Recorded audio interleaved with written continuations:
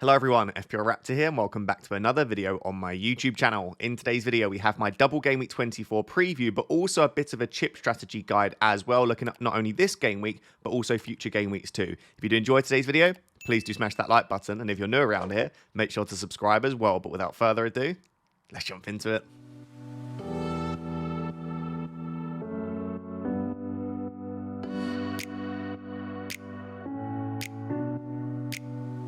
So guys, in this video, and especially the first part of the video, we're going to have a bit of a discussion around the chips, because this is of course the first double game week of the season, and therefore a lot of people are looking at both the assistant manager chip and or the triple captain chip. So the first section will be whether I think the assistant manager chip is worth playing and what my current thoughts are around it. I'll then discuss the triple captain chip as well, and once we've discussed both of those, I'm then actually going to go through some possible chip strategies for the remainder of the season for all of the chips. Obviously, at this stage, we don't yet know all of the blanks and doubles, and we don't have all of the information, but we can make certain predictions and projections, and based on that, we can have a bit of an idea about when you might want to play the chips.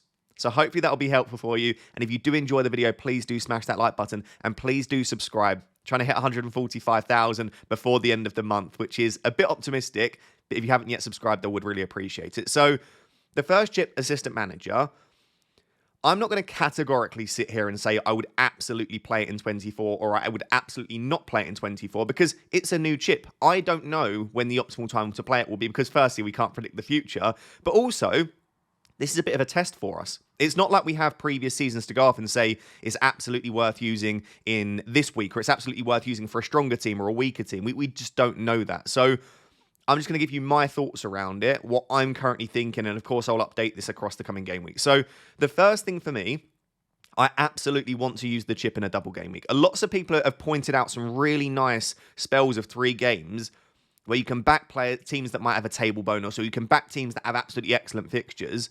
But because the assistant manager chip is comfortably the most powerful chip in terms of points potential in comparison to a bench boost or a triple captain, I absolutely want to use one of the double game weeks for the assistant manager chip. I want that extra fixture and that extra potential for 20 plus points in a given game. So for me, categorically, I will be using the chip in a double game week. And the 3 double game weeks that we have is game week 24, game week 33, and game week 36. So that's the first thing for me. The next thing, I want that table bonus that you get, the additional points that you get for backing a team that are 5 places lower than the team they're playing against for at least one of the 3 game weeks. I am not tied to saying that I absolutely want to go after the table bonus in all 3 game weeks. Firstly, because it might not be viable with the way that the game weeks are set up. But also, that is a lot of risk. As we'll discuss in a second when you look at that violin plot next to the text, is that if you do back a team that aren't favourites to win, it can go horribly wrong. And I'm not sure that I want to take that risk for all 3. But I am also pretty sure that I don't necessarily want to have backing the favourites for all 3 game weeks. I probably want a balance where in 1 or 2 of them I'm backing the underdogs, trying to get that table bonus, and maybe I have something to fall back on by just backing one of the favourites. I don't know exactly how that will look. It might be that we have a double game week for a team that are the favourites. Like I might go for Arna's slot in game week 33, for example, and then I might back the table bonus after that. So I guess what I'm saying is I want a combination of risk and reward and a bit of safety as well. The next thing is, again, it might not pan out this way, but I am pretty sure I'll be using at least 1 transfer on the chip. Now, I've seen a lot of people suggest, why would I use a transfer on the chip like I want to be using it on players? It just doesn't make sense. I think it makes a lot of sense. How many players out there can you comfortably say can go out there and get you 20 to 25 points in the week that you transfer them in? Not many. Whereas with the assistant manager chip, you can go and get 20 to 25 points if you use the transfer effectively. So for me, I would go as far as saying a transfer on the assistant manager might be a better use of a free transfer than even potentially using it on a player. Now, again, if it is that we get a really nice spell where it's a team that you want to back that have 3 perfect fixtures in a row, then yeah, absolutely, we might not need to use a transfer, but I can foresee myself using at least 1 transfer on the assistant manager chip. Then it sort of comes down to like, when will you be backing the table bonus? When will you be going for the favourites? And I think basically, and I guess this makes a lot of sense logically, when I am backing a non-table bonus team, basically when I'm not going to get that additional bonus of the 5 places, I want to be backing the team when they are absolutely categorically favourites to win that game. Because the whole point of not going after the table bonus is the safety. So let's say I'm playing it on slot, Arteta, Guardiola. The whole point of that is you're pretty much confirmed a win. So there's a a slightly higher floor in terms of how many points you get. You're very unlikely to go out there and get sort of 0 or 1. Obviously, football is unpredictable, but the idea is the safety of points. And also, because you get obviously the points for the clean sheet and then the amount of goals that they score, you ideally want them to go out there and win 4, 5, 6-0, or at least have that potential to do so. So if I'm backing a manager that, again, is the favourites, I'm not getting the table bonus, I want them to have at least like a 70% chance of winning according to the bookies. I want them to be absolute favourites, something like an Arsenal against Southampton at home. If I'm using it for a table bonus team, so if I'm going after that table bonus and backing an underdog, I don't want them to be a massive underdog. I don't want to back Southampton against Arsenal, right? I want to back a team where the bookies say, yeah, do you know what? They are underdogs because they're 5 places lower, but they actually have a decent chance of winning this game. So, in the future, if Spurs are still struggling and maybe they sack Postecoglou and they go up against like Nottingham Forest, you would imagine, depending how the teams are performing at that point, that Spurs might have a more than a 30% chance of beating someone like a Nottingham Forest or a Bournemouth at that point. They are still underdogs. That's the whole point of the table bonus, but they would have a much better chance of winning than backing an... Like, for me this week, I can't imagine that Everton have a 30% plus chance of beating Liverpool. It just doesn't seem very, very likely to me. And therefore, I feel a bit funny playing it because what I'm basically expecting is like 0 or 1 or 2 points from them. So that's kind of how I sit right now on that. As you can see on your screen, I've got this, I think it's called a violin plot from Rob T FPL, who's already made some fantastic graphics around the assistant manager chip. And what you can see here is obviously on the y-axis, you've got the assistant manager points. In the blue part of the diagram, you've got a competitive table bonus team, which is a team that at the time of the game being played, they had a 30% plus chance of winning. So they had the table bonus, they were the underdogs, but they had a competitive chance of winning the game. And then the orange is basically the team were massive favourites, so 70% plus chance of winning. As you can see, the mean average of playing it on a manager, when they manage a team that has a 30% plus chance of winning, but they had the table bonus, is actually 10.4, versus playing it on one of the strong favourites, the mean average is 8.7. So if we're looking at the mean average, you are likely to get a higher mean average points if you're playing it on a table bonus team in a competitive situation, which is interesting, right? And it's kind of what you would expect because you have that higher ceiling. But why this is so interesting is, as you can see, pretty much if you're playing it on a manager that has a 70% chance of winning, that doesn't get the table bonus, let's say a Slot or an Arteta in a game you would absolutely expect them to win, you're basically, in most cases, confirming yourself to get somewhere between sort of 7 and 11 points. You can see the density of that point of the graph, that big sort of chunky bit. That's roughly how many you're expecting. There's not many cases, and there will be some where you get kind of 0 points. And also the highest there, I think, is 14 points that a manager has got when they've had 70% chance of winning or more. So you're basically confirming yourself to get around the 8 or 9 points, which is great. If you play that in that way, and you get across 3 game weeks or 4 games, if you're getting 8 points, that's 32 points that you're banking yourself. That is a really decent return from a chip. Where it then becomes a bit interesting is if you look at the blue diagram, obviously it still has that same sort of density and thickness around sort of, let's say, 8 to 10 points. So again, you have a good chance of getting around that. But you can also see there is a massive sort of density and thickness towards the bottom of the graph, which is around sort of 0 to 2 points.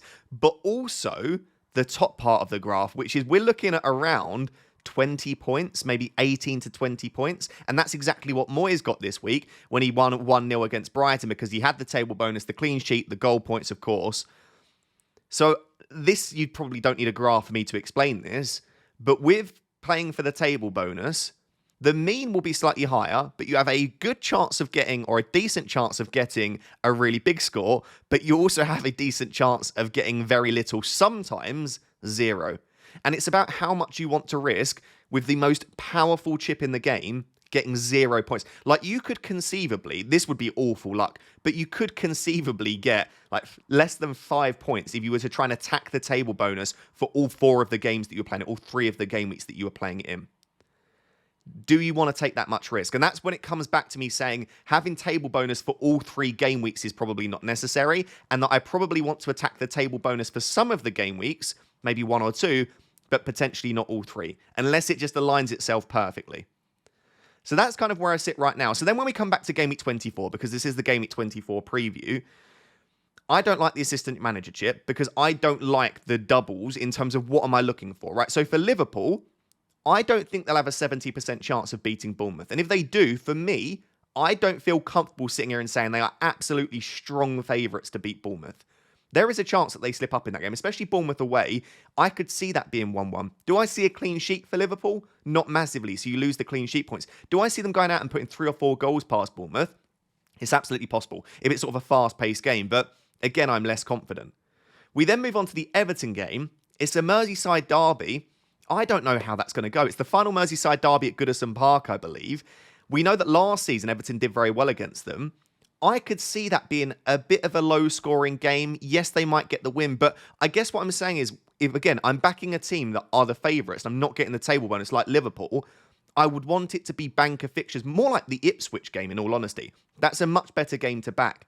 So I just look at slot and I think the ceiling is quite low, but the floor is maybe even quite slightly lower than you would expect. Like, I would not be surprised to see them drop points against either Bournemouth or Everton. So that's the reason for me that I'm not as keen on the slot. And then we come back to Moyes. I love the Leicester game for Moyes, right? That's a great fixture. But then again, we're talking about Everton. You're not getting the table bonus with Moyes there. And so if I'm going to back a team that aren't getting the table bonus, I don't want it to be Everton particularly. Like, would I be surprised if it's like 1-1 in that game? No, not massively. And then the Liverpool game, they absolutely will not have a 30% plus chance of winning that game. Like, they are going to be massive underdogs. And I don't necessarily expect anything from Everton. Could they go out there and do something? As I just said, yes. But it doesn't feel like the best time to back the table bonus there. So I just think Slot and Moyes, for me, just aren't particularly inspiring options for the assistant manager chip in 24. I'll discuss in a couple of sections' time when we go through my favourite chip strategies when I'm likely to use the assistant manager chip. So therefore, I'm not going to say definitely don't play it, but for me, I'm slightly less interested. Let's now look at the triple captain chip. So whilst I don't think necessarily that I would play the assistant manager chip, again, if you've got a good feeling, please go for it. I do think the triple captain is a much better option for a chip in Game Week 24. Now, I've already used mine this season, pretty tragically in all honesty. It was the Game Week 9 game for Haaland against Southampton at home, and I keep banging the same drum, but it was the game where he got 2.3 XG, missed 4 big chances. It was one of the most stinking games I've ever seen from a striker, but he had so many chances. So I'm still a bit upset about it, but I've already played my triple captain, so I'm not in the position where I have it, but I can categorically 100% confirm if I had the chip, it would be played this week. Now, that is nothing to do with me necessarily thinking it's a great chance for the chip. I don't think this is a brilliant double for Salah, as we just spoke about when I spoke about playing the chip on Arne's slot. But I just think in the other 2 confirmed doubles this season, which is Game Week 33 and Game Week 36, you want to play the assistant manager chip in one of them, personally for me, as I just said. Well, then you've only got 1 left, and most people have a bench boost. So if you've got a bench boost and assistant manager chip, and I think both should be played in a double game week, you've now got no remaining doubles if you don't play it in Game Week 24. Now, you could play it in a single game week. For example, earlier in the season, Haaland against Ipswich at home gets you 17 points. But as we saw with Haaland against Southampton at home, you can just get quite unlucky in a single game. When you've got 2 chances at it, you've got 2 lots of appearance points, 2 chances for bonus, and 2 chances for attacking returns. So I do think the triple captain, bench boost, and assistant manager should all be played in double game weeks. And at the moment, unless there is a surprise double in 25 is a small possibility, but you won't want to really play a chip in that one, and maybe 37, but Ben Crellin said I think it was like less than 15% chance, you're basically running out of double game weeks. So that is why I think the triple captain is worth playing in 24, because I think the assistant manager and bench boost will be better played in 33 and 36. So what other opportunities might you have? Let's say you are absolutely just not convinced, you don't want to do it. In 33, if Liverpool and Newcastle reach the EFL Cup final, we are probably going to have a double game week in 33 for Newcastle, Palace, Villa, and Liverpool. So what that could look like for Alexander Isak, if you wanted to play on him, he could have a double in Game Week 33 of Aston Villa away and Crystal Palace at home. It's not bad, but is that much better than Salah this week? I'm not convinced. Salah himself would have a double. Now, at the moment, it's Leicester away and Villa away, but I think both Ben and James have suggested that actually the 36 game of Spurs could be moved into 33, and the Villa game could be moved to 36. I'm not going to go through all of the reasoning for that right this second, but basically, it would be a double for Salah of Leicester away and Villa away, or Leicester away and Spurs at home. Now, a lot of you are going to glance at that and go, I'd rather triple captain Salah there. I would absolutely rather triple captain Salah there. But it is also a very good week for a bench boost. And if you are going to bench boost in 36 instead, well, then again, I want to play the assistant manager tip in 33. But in isolation, yes, that is a better triple captain opportunity. Even if it is the Villa game, Leicester away and Villa away is a better opportunity for Salah. This is, of course, going on the assumption that Liverpool overturn the 1-0 deficit in the first leg of the EFL Cup semi-final. Because if Spurs reach the final, then it won't be a double game week for Liverpool. So again, you are taking a risk because we won't know that until after the Game Week 24 deadline. In Game Week 36, again, this is based on the FA Cup semi-finals causing postponements. We don't know exactly right now. You might get something for Haaland like Southampton and Villa.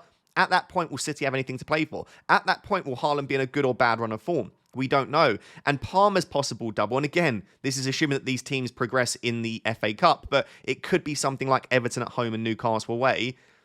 But that doesn't seem massively inspiring over what Salah's got right now. So I think the only real standout opportunity for a triple captain other than in 24 is probably in 33 on Salah once again. But it's taken a bigger risk, and I just think there'll be better chips to play in that week. So it brings me back to saying, I think I would play it this week. Now, in this week, it's not great. Bournemouth are playing incredibly well, and Everton can defend very well, especially in a Merseyside derby. You just never know what might happen in that kind of game. At Goodison Park, it could be a little bit of a cagey affair. Everton could cause an upset. I just said that I don't want to play the assistant manager chip on slot because I don't think these are banker fixtures. But Salah is Salah. He's still on penalties. He's still a bonus points monster. He still has creativity. And you do still expect Liverpool to score 4 or 5 goals across these 2 games. And Salah's probably going to be involved in 2, 3 of those. So I think you're probably looking at a slightly lower ceiling than what you would want from a triple captain. I reckon, if I had to predict right now, I reckon Salah probably gets you 15 to 20 points, but that's still a really good return from a triple captain. All he needs is a return in each of the games, picks up a couple of bonus points. He could be hitting you, 18 to 20 points. So for me, if you've got the assistant manager, the triple captain chip, I would be playing it this week, but you could potentially keep it for a future game week. So with that being said around the assistant manager and the triple captain, let's now take a quick look at some possible chip strategies, taking into account all of the remaining chips.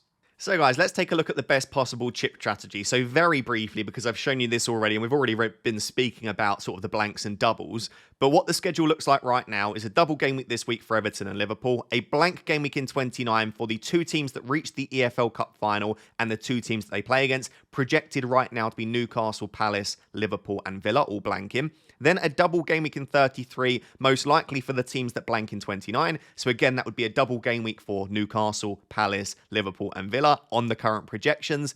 Then there is going to be another blank game week in game week 34, which is caused by the FA Cup semi-finals because they need to be played that weekend. Any team that reaches the FA Cup semi-final and the team they're playing against in the Prem would then blank. And then we have a double game week in 36 for the teams that blank in game week 34. So basically, if you ignore the double game week this week, we have 2 blanks in 29 and 34, which cause 2 doubles for the teams that blank in 33 and 36. Hopefully that makes sense. So if I now bin off that graphic, here is where I'm currently stood in terms of 3 possible strategies. And again, if you don't have the triple captain chip, just remove it. The reason I've put in 24 in every single one is because I think it's more interesting to discuss where you can play the other chips. This list is not exhaustive. And as I'll discuss in a second, my current strategies maybe not even on the screen right now because I don't think it's particularly optimal and I'm trying to talk myself out of it, but I do think there is a lot of merit to wanting to do it. So for the first 2 strategies, you've got the assistant manager chip, game week 36 to 38. I just wanted to touch on this. I think this could be the best time to play the assistant manager chip for 2 reasons. Firstly, in the final few game weeks of the season, you know categorically which teams still have something to play for. And you also know which teams we say are on the beach. If, let's say, Manchester United are 12th, 13th, let's say Spurs are around that as well, maybe Brighton are just comfortably 10th or 11th, these teams are going to have very little to play for. They're not going to have that same desire to go and win. Now, they're professional athletes. They still need to win, and they still get a lot more money, these teams, if they finish higher up the Premier League table. So I'm not saying they just stop putting in effort altogether, but if someone is fighting for top 4, or if someone is 15th and they're fighting relegation, they don't want to drop into the relegation zone, then of course at that point they've got a lot more to play for. So I feel like you can more comfortably back that table bonus at that point. But the other reason is, it will depend on your season. Let's say by the time game week 36 swings around, you are 60 points clear in your mini league, and all you need to do is just not stink it up at the end of the season, well, then you can play it safe. Just play it on the strong favourites. You don't need to go after that table bonus. Let's say, though, alternatively, you're 50 points off the top 10k, or you are 70 points off your mini league leader. At that point, final 3 games of the season, you go absolutely after that table bonus. So for that reason, I think there is a lot of merit to using the assistant manager chip, the most powerful chip in the game, in the final 3 game weeks of the season. So that's why I got in the first 2. In terms of which way around you do it, I've tried giving it like a little title in terms of why I would lean towards that strategy. So the first strategy is if you've got loads of players that blank in game week 29, let's say 7, 8 plus players that are blanking in 29, which we'll find out between 24 and 25, and therefore double in 33, you probably don't want to go and sell all of those players that blank in 29 because they're going to be doubling only a few weeks later. So one potential strategy is that you hold them, right? You keep all of those players that double in 33. You free hit in game week 29 to allow you to deal with the fact that a lot of your players are blanking. You bench boost in 33. And then what you have to do as a result is wildcard after that in 35 to set up for the back end of the season. The reasons that I am less keen on this is game week 34 is also a blank. And if you're bench boosting in 33, your team for 34 is going to be a bit of a mess. So you're going to have to use a lot of free transfers to deal with that blank to then only wildcard the week after. You could potentially wildcard in 34, depending how the fixtures fall. But basically, that game week in 34 is going to be difficult to navigate. And also, it's a very late wildcard as well. I don't think that's as important this season based on how the fixtures have fallen. But it is like the wildcard is such a powerful chip. You want to ideally get as much value as you can. Using it in 35 is a little bit late for me. So one other possibility, again, if you still want to play the assistant manager chip in the final 3 weeks, is actually that you almost dead end into the blank game week. And what we mean by that is you sell most of the players that are blanking, you try and get a really good team out for 29, and then you wildcard in 30 out of that to set up for that bench boost in 33. I like this strategy quite a lot. It's sort of a very traditional strategy that you dead end into a blank, wildcard out of it, set up for an immediate bench boost. You then have your free hit available for game week 34, which I think will be really, really nice because it's probably the biggest blank game week of the season. And then you have that assistant manager chip for the back end as well. I'd say this is sort of the most safe strategy to aim for if you're just really not sure. It's a very sort of basic, safe strategy. Then we fall into strategy 3, which for me is the closest to what I'm currently considering right now, which is basically just get through game week 29 to the best of my ability and try to save the wildcard as well.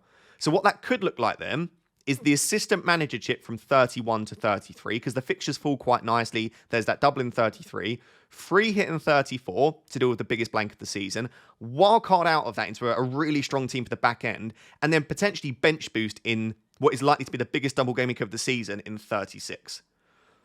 Why I say this strategy, my strategy isn't on here, is I'm considering doing a strategy 3, but actually flipping the assistant manager chip and the bench boost. So what that would look like is bench boost 33, free hit 34, wildcard 35, and then assistant manager chip 36, 37, 38. So you would be playing a chip from 33 to 38 in every single week. The reason that I say that is less optimal, and the reason that I've not listed it here, is I think that wildcarding into a bench boost is usually the more optimal play. Because if I bench boost in 33, I've got to set up for that bench boost with only free transfers. And sometimes that can be difficult based on injuries and other issues that you might face. Whereas if I wildcard in 35, I'm very likely to have a strong bench boost in 36. But yeah, for me right now, and I'm sure that was a very confusing long section for a lot of you, right now I am looking at bench boost 33, free hit 34, wildcard 35, and an assistant managership for the final 3 game weeks. It does mean that I'm expecting a lot of red arrows, probably between 24 and 32, because I won't be playing a chip. And a lot of other people, like if you go for some of these other strategies, you might be using a triple captain, you might be using assistant manager, you might be using a free hit, and I'm just going to try and get through with my free transfers. But it should mean it's green arrow central from 33 to 38. Let me know what you think of those chip strategies. Let me know what you're currently planning. But now we've taken a detailed look at chips, let's discuss some of your other questions for Game Week 24.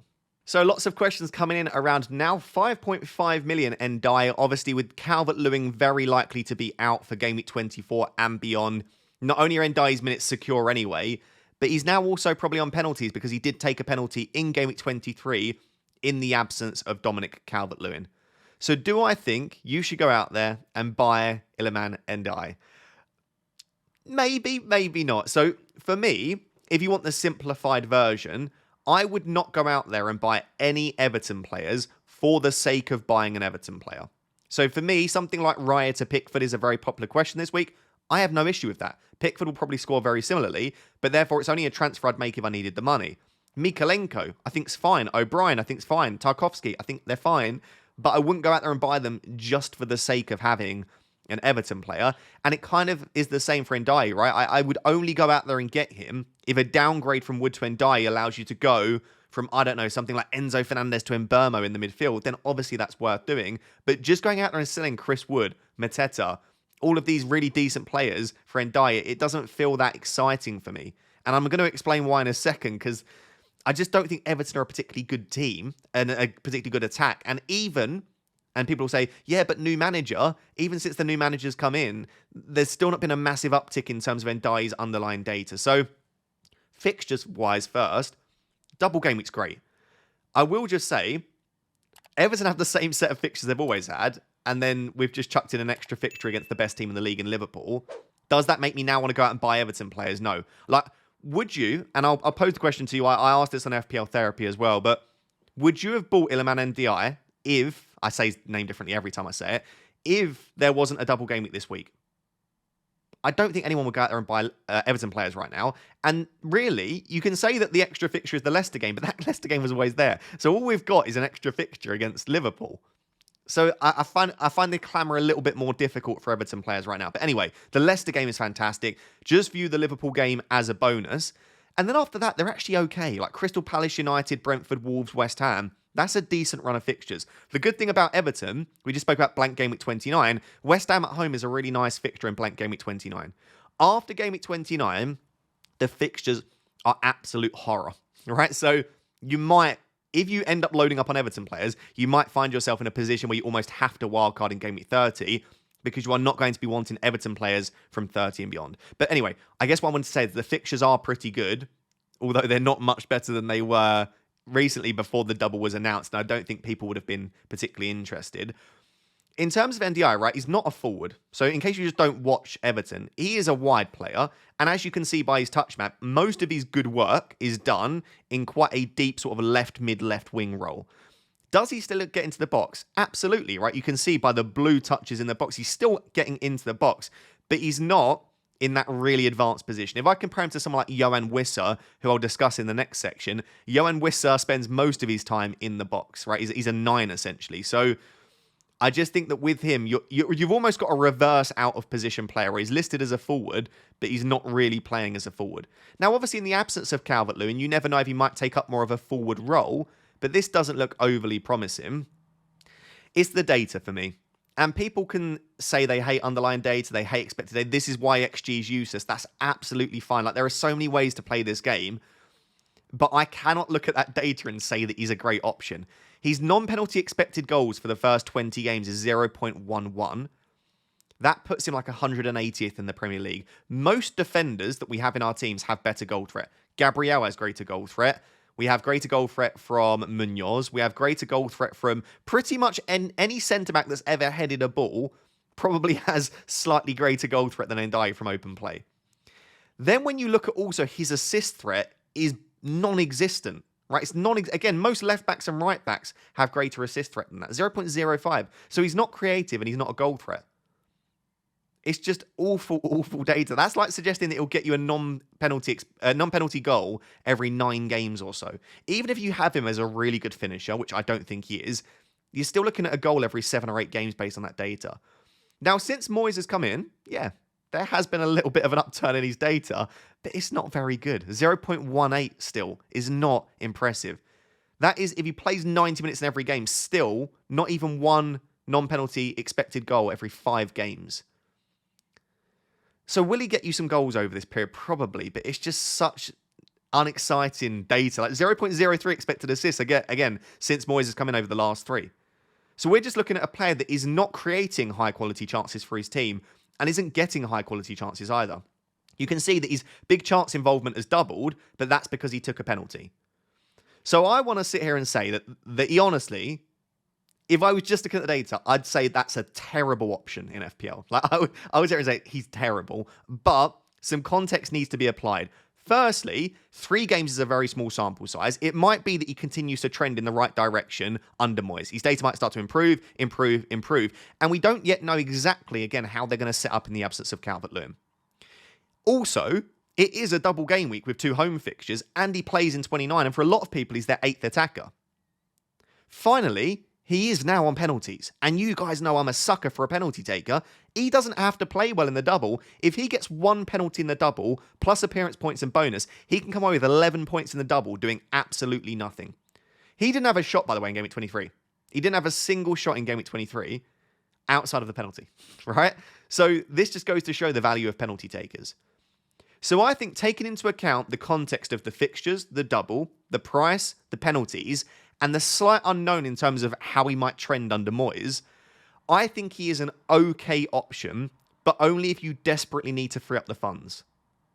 I might bring him in this week after absolutely rinsing him, because it might allow me a route to get Mbeumo for Enzo. So in my head, I'm like, Iliman Ndiaye on penalties is probably a better 8th attacker than Enzo, and it allows me to get Mbeumo as a starter for my team. So in that position, I'm sat there thinking, I don't think he's a great option, but as my 8th attacker, to facilitate that move, it might be worth it. So I'll leave it there. I know a lot of people are looking this week. Some have already bought. He's already gone up in price. It needs to be to facilitate a move elsewhere for me. So despite this being a double game week for Liverpool and Everton, a lot of people already own their 3 Liverpool, are pretty sure they're going to go out there and get someone like Cody Gakpo, Ndiaye, Mikalenko, Pickford, very uninspiring, as I said. But the Brentford assets, they might be the best purchases this week because they play against Spurs at home, who have been pretty horrendous. I mean, they are probably the 2nd worst team in the league at the moment. If you look at goals conceded, it was good friend FPL Focal tweeted this, but since December, only Southampton have conceded more goals than Spurs. And since December, only Southampton have picked up fewer points than Spurs. So as of right now, Spurs are the 2nd worst team in the league. So you need to be looking at this as something like Southampton at home.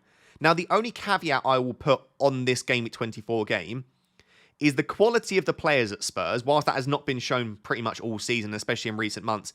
They are still of a higher quality than someone like a Southampton or a Leicester, no disrespect to them. So you do never know. Spurs can randomly turn up. They haven't done it for the last sort of 12 or 13 games, but they can randomly turn up. Also, there is a chance one of Van de Ven or Romero will be back for this game. I don't have the latest info yet, so let's see what Ange Postecoglou says ahead of Game Week 24. But it could be that one of the centre-backs is back, which of course will make them slightly stronger. I don't think that suddenly fixes all of their issues, by the way. They'll still concede goals in this game, but it might make it not quite as good of a fixture on paper. But the thing is, the next 5 are actually pretty good. So it's Spurs at home, West Ham away, Leicester away, Everton at home, Villa at home. 3 home games in the next 5. And then in Game Week 29, it's not a good fixture against Bournemouth away, but at least they have a fixture in the blank. So I do really like this run. I will just know, after that, the fixtures start to tail off. They're not going to double in 33. And so I kind of feel like if you don't bring them in very soon, the entry point and the desire to bring them in is going to reduce over the weeks. Like, if you don't bring them against Spurs, you really want them against West Ham. And then I know you've got the Leicester fixture, but then after that, it's Everton, Villa, Bournemouth. And then they tail off and you might not want to own them after that. So it's why I think like this is the entry point right now for the Brentford assets in terms of the fixtures. And I really like the Spurs at home game. So Wissa and Mbeumo, I mean, they're both great. In an ideal world, if I was on a wild card right now, I can sit here with so much certainty and say I would have Wissa and Mbeumo in my team. And like, if you're comparing Wissa to Ndiaye, I would rather Wissa 10 times out of 10. I don't care about the extra fixture. Wissa is just a better asset, even without the penalties. Because if you look at the underlying data, 0.58 non-penalty expected goals compared to Ndiaye's 0.11. So it's like over 5 times the goal threat. It's crazy. Even if you look at his more recent data, like Wissa has dropped off recently, in fact. Over the last like 8 or 9 games, his data isn't as strong as it was earlier on in the season, but he's still sat there at such a ridiculously high non-penalty expected goals. And actually, then when you compare that with Mbeumo, Wissa's got almost triple the open play goal threat of Mbeumo. That's madness. I didn't realise how, in fact, low Mbeumo's underlying data is. So on Wissa, I think for me, he's the standout forward to bring in at the moment, alongside probably Cody Gakpo. But at that cheaper price, I really like it. And I'm even wondering right now, my team selection video will be out tomorrow, by the way. I'm sat there thinking, is Wood to Wissa just a good transfer in isolation, ignoring anything else I want to do with my team, is Wood to Wissa an option? Because Wissa's going into a nice fixture run. Chris Wood's fixture run's very difficult. He's got better underlying data. He himself can finish chances as well. He had a very good shot saved by Henderson in Game Week 23. I am very much eyeing up that move myself. I'm extremely interested in Mbeumo Wissa. His big chance involvement, by the way, to have a big chance involvement per 90 of 1.25 without being on penalties, he's a big chance monster. And as I said, if you compare his touch map to Iliman and Ndiaye, look at how many touches are just central in the box. He's brilliant. I really like Mbeumo Wissa. So for me, he would be the standout cheap forward to go and bring in. But he doesn't cover Bryan Mbeumo. I know there is a lot of discussion around, can you go out and get Wissa to sort of cover the Brentford attack? They're two different players. And with Mbeumo, his underlying data is nowhere near as strong. 0.2 non-penalty expected goals per 90. 0.22 expected assists. Yes, he's over 3 times more creative. But as I said, he's almost 3 times less of a goal threat than Mbeumo Wissa. So his overall data is not as strong. But with Mbeumo, extra point for a clean sheet, extra point for a goal, firstly. That's why midfielders are often so overpowered. But it's what he brings outside of that. He is a 90-minute man. He's got 90 minutes in pretty much every game this season, looking at averaging 89 minutes per game. So he gets more minutes than Wissa. And Brentford score a lot of goals towards the back end of games when Bryan Mbeumo's on the pitch and Mbeumo Wissa isn't. So that is a massive advantage. And he is taking so many set pieces, in-swinging and out-swinging corners, free kicks, direct free kicks as well. And he's a penalty taker. So with Mbeumo, you've got okay, but not particularly... In fact, I wouldn't even say okay. It's not particularly good open play goal threat, 0.2. If I'm going to say Ndiaye, he's not got very good, that's not great for Mbeumo. But you've got really good creativity, set pieces, penalties, and also Mbeumo is a really good finisher, especially cutting on his left foot. So I think for me, Bryan Mbeumo is, again, alongside Wissa, probably the best midfielder to bring in this week.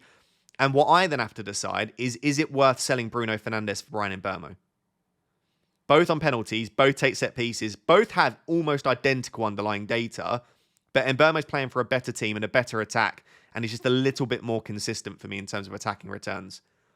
I think it's a very close one. If you own Anthony Gordon, I would sell Anthony Gordon for Bryan Mbeumo.